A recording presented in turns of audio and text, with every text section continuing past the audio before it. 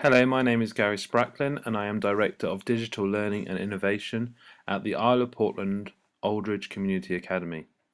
This recording was made on Tuesday the 20th of November 2012 and is a basic introduction to Twitter for teachers. So tonight we're here to look at Twitter for teachers. Some of you may have used Twitter before for personal reasons or may have used it in teaching.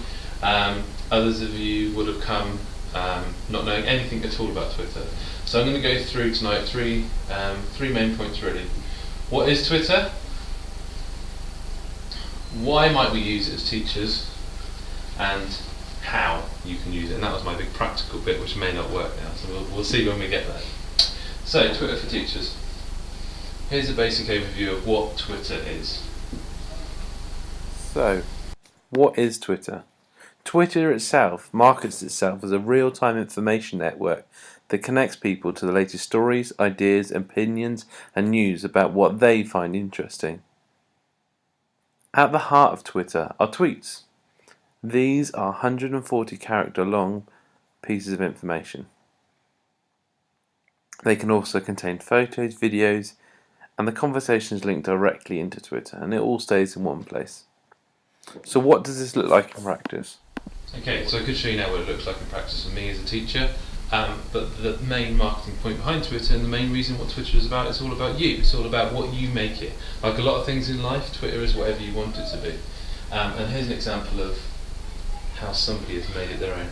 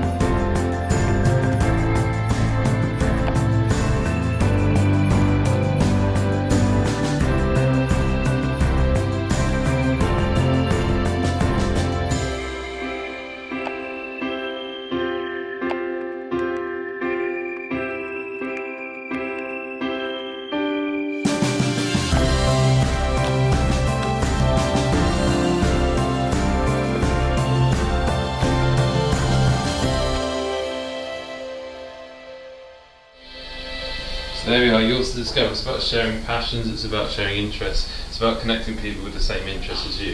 And obviously as teachers, hopefully we all have a passion for learning and seeing people progress and move forward and together. And that's how I personally use Twitter. I use it as a personal tool to connect to people with the same interests as me. Okay, so this is what Twitter looks like for me. I'm going to sign in. When I sign in, my homepage loads. The homepage is my stream of information from people that I follow.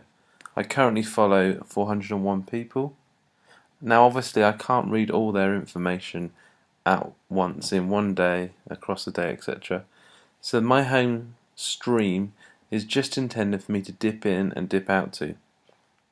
So let's just have a look at an example here. This is a chap that I know who used to work for Southwell for Learning. He's tweeted about a blog competition before Christmas. I can find out more about the blog competition by clicking on the link, or I can find out more about Southwell for Learning official by clicking their link, and I can see their profile summary on Twitter. I can go in more and look at their tweets, see who they follow or who are following them. Or alternatively, I can have a look more about what Steve's saying at the moment by clicking his picture and clicking his tweets. And as you can see, his tweets load, and you can see what he's been up to in his stream. Let's go back to home, that place, and you can see there's more messages coming through all the time. Sometimes messages will include photos. Sometimes they may even include a video. And there's so many different people that you can connect to, obviously, through Twitter. So let's just get about discovering how I might want to connect with new people. So there's lots of ways you can do this. You can use the Discover tab, which will use hashtags that you've been previously looking at or that Twitter thinks may interest you. Alternatively, you can use a search bar and you can search for things in particular that you're interested in. So you can see a common one that I do is EdTech, which stands for Educational Technology. We'll talk more about hashtags in a minute. But let's just take, for instance, that I was doing some work on visual literacy. I can type in the words visual literacy into the search and see what pops up. There's great range of content here that I can look into, and these are just things that are recent or most popular, and I can find tweets by whether they're people I already follow or just all people really, and you'll get a different breakdown again of information.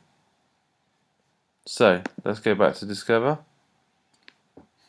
and we can see more stories that are interested to us at the moment, and go back to home. Okay, so I think that highlights that this is something that is not something that you just go on all the time and just consume everything that's on there. Twitter is the whole concept of Twitter is that you just dip in and dip out and explore what you want. The search bar allows you to really hone in on things that you're interested in at the moment, your specific interest.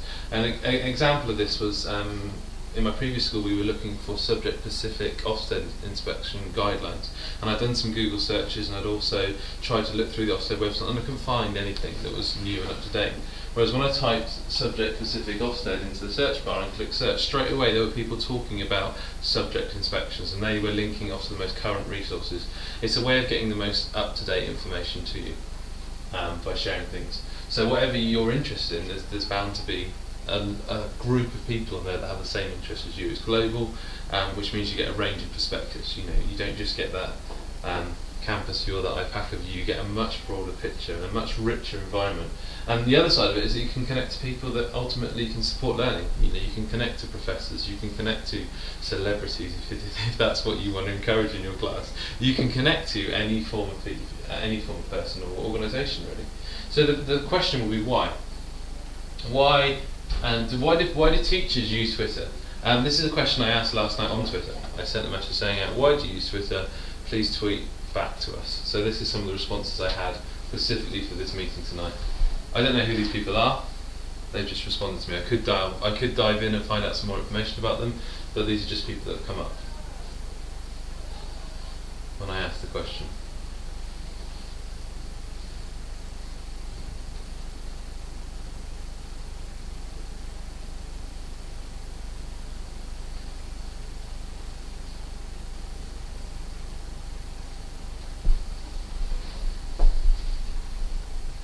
So it's great to see how some teachers are using it, but obviously it's used globally, so let's have a look at some other examples.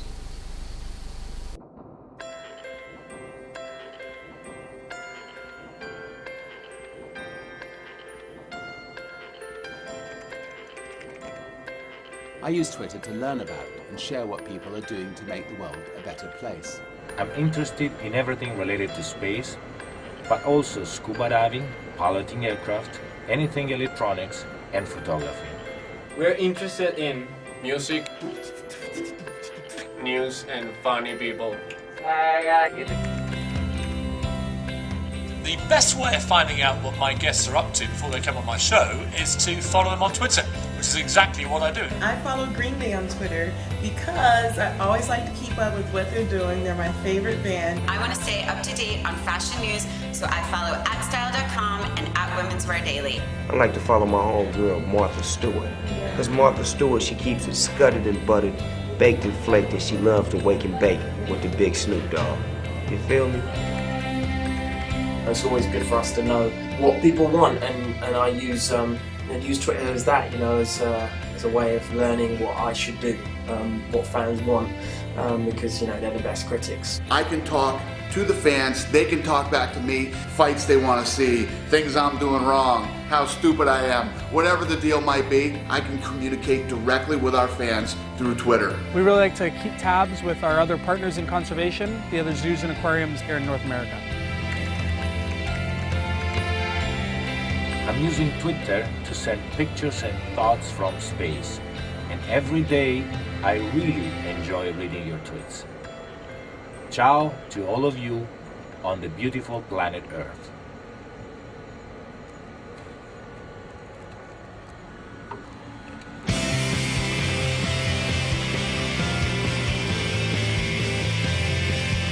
People can exchange ideas and information instantaneously. Countries and cultures are brought together like never before. Ce qui est cool avec Twitter, c'est qu'on peut avoir plein d'infos en temps réel et des choses très différentes.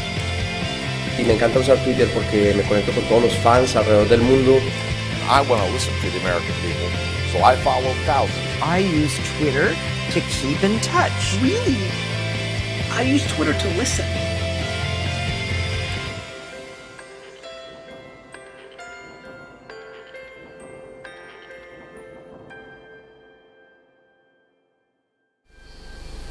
I think that was a really good point at the end there, that Twitter, you don't have to write anything on Twitter. You can just sit and listen. You can listen to what's happening, going on. Consume all of that, some of that, not all of that information, is impossible. You can consume some of those thoughts, some of that information about your interests in the classroom, your interests on learning, your future, what you see is maybe blue sky thinking, people are doing, people are actually putting into practice. So let's just look at why teachers are using Twitter.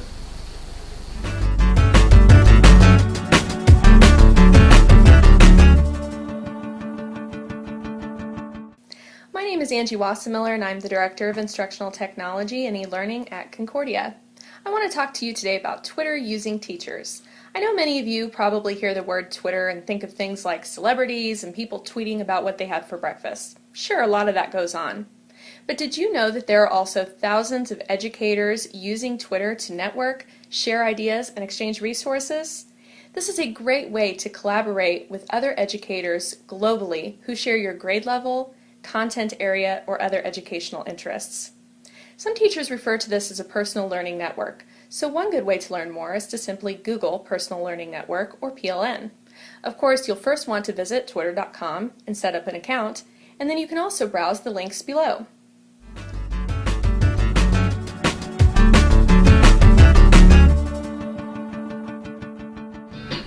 So, guess what I went and did? I googled PLN. PLN stands for Personal Learning Network, and this guy really explains it fantastically well. This podcast explains the importance of personal learning networks for educators. There are two chief reasons that you should consider creating your own personal learning network. The first is accessibility. Let's say you work with this guy. He knows a lot about computers and cell phones. He can get your computer to work with your projector. He understands digital photography and videography. He can hook you up with Skype, help you configure your email. He knows how to find things on the internet, can advise you on applications to use with their students. He even understands Twitter and the whole social networking thing. But one day, he leaves. And along with him goes your support network. That's where a personal learning network comes in handy.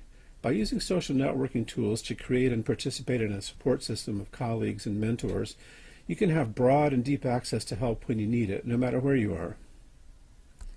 There's a second reason to consider building a personal network, and that's responsibility. Let's face it, no K-12 or secondary institution has the funds, the time, or the expertise to provide professional development for educators in the format and to the extent which they need it. It's simply the responsibility of us, all of us, to provide for our own professional development. We're simply not going to get anywhere waiting for someone else to do it for us. There's another element of responsibility, we'll call it 2A, Or maybe we should call it 2B since it's the second. Okay, we'll go back to 2A, or more properly 2-way, because personal learning networks really are two-way streets. It's not enough to simply listen in. You also need to offer help when you can by answering questions, reposting important information so that others can discover it, and refining and growing your network over time. We're not alone out there. Through social networking tools, we can all be connected. And you never know who might show up on your network. So what does a PLN look like? There are as many answers to that as there are people that create PLNs, each based on the needs of the creators, from the very simple to the very complex, in text, in images, and in every variation thereof. My own PLN, as of this minute, looks like this. Don't remember how to create a pivot table in Excel or add an image to your Google Sites page? Sometimes you just need quick answers, and services like Atomic Learning and sources like YouTube and Wikipedia are excellent for this. Don't bug a busy colleague when you can quickly find the answer for yourself. Keeping up with developments in my field is important to me, and following blogs and news services brings this information to me rather than making me search for it. Google Reader and Instapaper are my tools of choice here, and it doesn't make much sense to read blogs without a way to bookmark and annotate them. Digo is an excellent social bookmarking tool, and Evernote lets me aggregate images, text, and videos on a topic in a single place, excellent for research. There are hundreds of ways to publish and share your own work, from photos and documents to videos to musings to bookmarks. These tools provide information for others as well as repositories of information for my students. While email is still the dominant form of communication for most academic institutions, I'm increasingly relying on other ways of messaging colleagues and students. Skype brings free telephony and video conferencing to my desktop without the need for long distance, and Google Wave is becoming increasingly important to me as a way to communicate with colleagues in more depth without playing email tag for hours on end. Collaboration is at the heart of most learning experiences, and tools such as social bookmarking sites, wikis, Google Docs, Wave, and eLive make collaboration a simple process for me. And perhaps there's no more important element of my PLN than learning from my colleagues around the world, and there's no better tool for that than Twitter. Twitter lets me participate in multiple conversations each day. And where Twitter provides breadth of information, Facebook and LinkedIn can provide much more depth. With all of these tools that I have at my disposal, it's vitally important that I aggregate as many resources as I can into as few applications as possible. If you were to look at my computer at any time during the day, these are the applications that would be open in my web browser. Hootsuite gives me real-time access to all of my Twitter feeds and groups, as well as access to my Facebook and LinkedIn feeds. Google Mail keeps me up with email, but also allows me to chat and message others. Google Reader keeps my blog feeds and news feeds up to date, and Digo and Evernote are on my menu bar waiting to capture and annotate resources that I want to keep. Expand that circle slightly and you'll find Google Docs, Wave, Facebook mostly for messages, and Google Sites almost always open, and I like TweetGrid to help keep up with EdChat and other real-time Twitter conversations. Of course, any PLN is only as good as the people who participate in it. Look for colleagues in your field, see who they follow, and become an active participant. Your world will quickly expand exponentially. And that, in a nutshell, is my PLN. At least, that's the way I see it. So that's just a really big overview of how that person uses lots of different tools, but you'll see that the central thing in that was Twitter, how he connects with people to start off with. And it's about making those connections with people that have the same interests as you. And like you said, your network of people online is only as good as those people that you find and you follow. And that's why a lot of people say to me, who should I follow? When I log on, which are the really key people that I should be looking at? And I can't answer that because it's dependent upon your interests. You have to build up a network of people that you find interesting, that you want to look into. And some of those times you'll see people that will be posting so many messages that you choose to unfollow them. And that's fine. It's dropping in and out of things that interest you, and you can use a search bar to see people that are talking about the same things as you want to talk about. So if you're interested in Key Stage 4 geography, you can type Key Stage 4 geography and it'll pop up. If you're interested in early years phonics, you can type that in and see the people that are talking about those things. Who are those people talking about? Because it'll come in with a link with them as well. So the application of this, actually getting on and doing it, which sadly we probably won't be able to do today, we'll need to go away and do. But how do we do this? Wow, if you go to twitter.com, there's a new to Twitter sign up button. As soon as you sign up for Twitter, it's fill in your profile, because people will be less likely to talk with you and engage with you if they don't know who you are. Use that profile to let people know who you are, what you do, and so that initial step for them is less of a step to engage with you. You don't need to put any information on there if you just want to follow people and just listen to the conversation. But as soon as you start talking with people and responding to answers, which you'll find you'll want to do because there will be questions that you know the answers to because you're connected with the same people. You might want to say, this is what we do at IPACA, this is how we do it. So, there's some symbols that you'll see pop up on Twitter that I just want to share with you what they mean. I found a great video last night that explains all these really well, but they use this, they call this in America the pound symbol. So we say hashtag, they say pound symbol.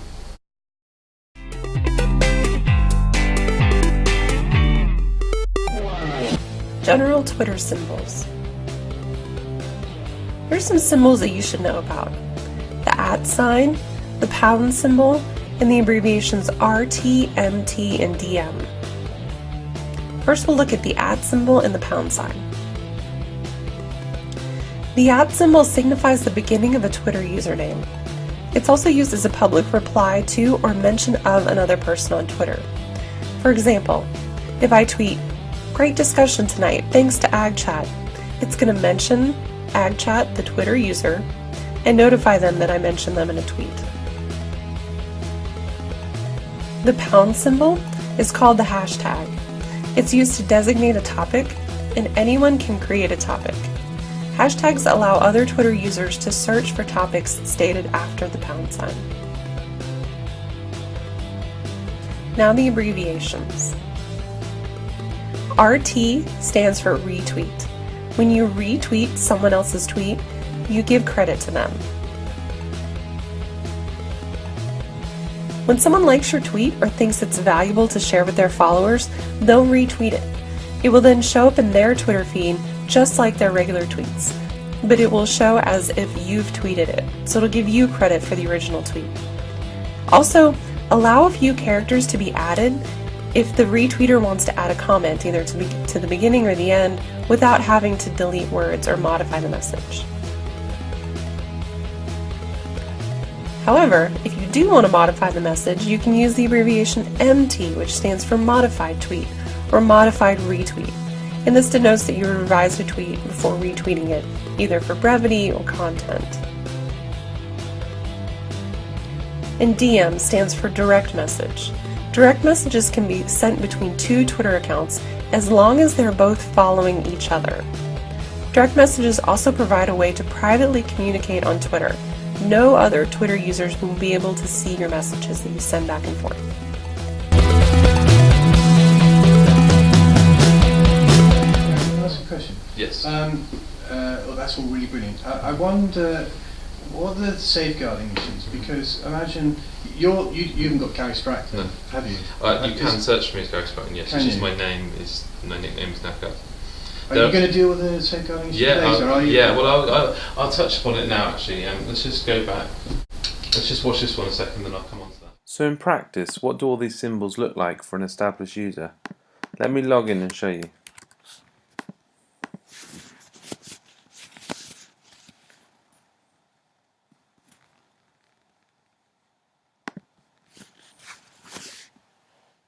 Okay, so I'm logged in, and straight away you can see some of these symbols popping up. Let's look at this first one, the hashtag that was called the pound symbol in the video. A hashtag links together an event, a place, an item into one stream. So if I wanted to find out more about Teach Me Essex, all I need to do is click TM Essex after the hashtag here, and it will take me through to all the people that have mentioned Teach Me Essex in their tweets. And here you can see I can have a quick flow of information. This is great for conferences and special events and means that you can follow them from afar. On a Thursday night we also have UK EdChat, which takes place from 8 o'clock to 9 o'clock each Thursday night. And again they use the hashtag UK EdChat to bring all these tweets together. So very simply you can see how hashtags link content together. The @ symbol is used to signify who's somebody else being talked about, and if I go to the connect button I can see when people have been talking about me.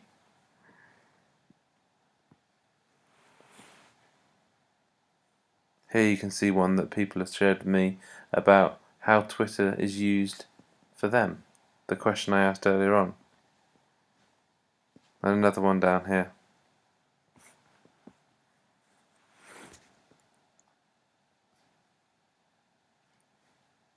Another term that was used was DM.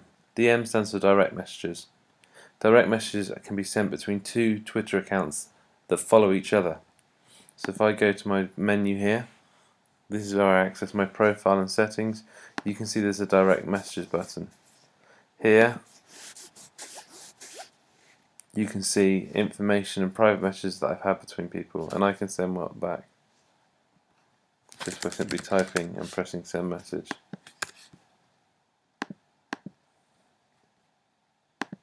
Okay, so Angus raised the point of safeguarding, and these are the points I'd just like to make really about how to get started really. The most important thing is to take the first step. So go away tonight and not just, wasted this half an hour, but to actually go home and invest maybe 20 minutes just to log on and see what it looks like. Give it a go. Jump in really. And this would be the biggest point about safeguarding. Keep it professional. If you're using it in a professional context, make all of your tweets professional. Make them about what you're doing in your classroom about education. Don't put on there what you had for dinner. Don't put on there how many glasses of wine you had to drink last night or tonight. It's purely professional. And if you want to see an example of that, go to mine. It's very boring. If you're not interested in educational technology, no people would be interested in it unless they had a great interest in educational technology. I never put pictures of my family on there. I never put where I live. I never put any information about personal events that happened in my life, like my son being born. It's just purely professional, what's happening in my professional life. And that's how we address the safeguarding issue.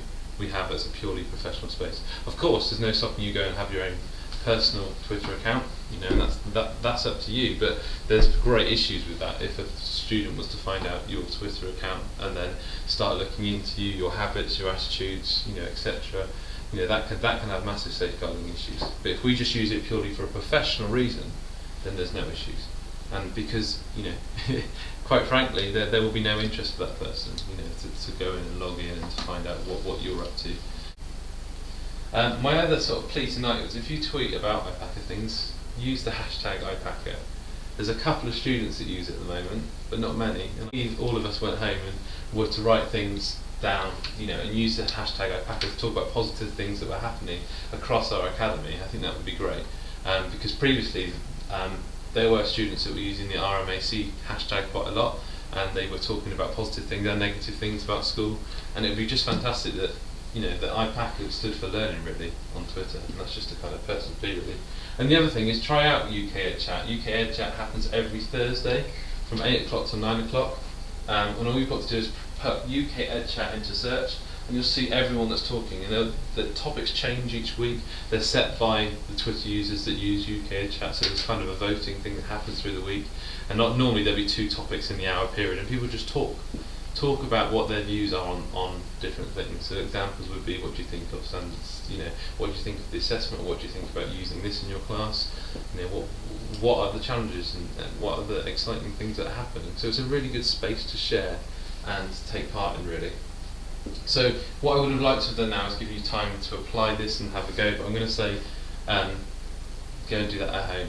Enjoy it at home, explore it. If you want to email me any questions, any help, if you want me to come into campus when I sort the proxies out, then I can come in and do that, because I think it's a great way to explore.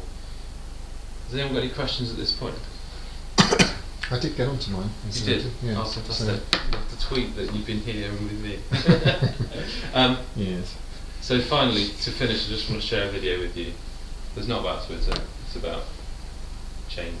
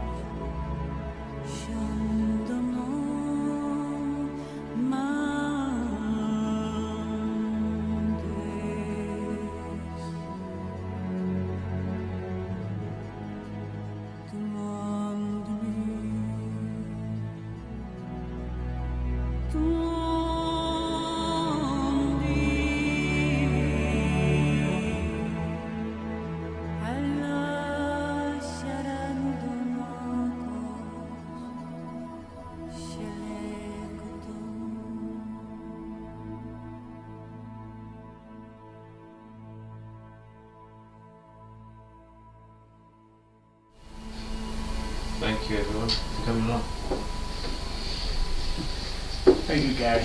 Yes, thanks very much, Gary. Makes you think, doesn't it? Let us slide up again. Yeah. What I'll actually add as well, if I take the first step away, if I put on that's my username on Twitter, so have a go at finding me. So if you want to write down those main points, that's the key information from tonight really. Have a go at finding me, have a go at UK Ed Chat on Thursday night, and always try and use IPACA where possible because it'll just help us generally.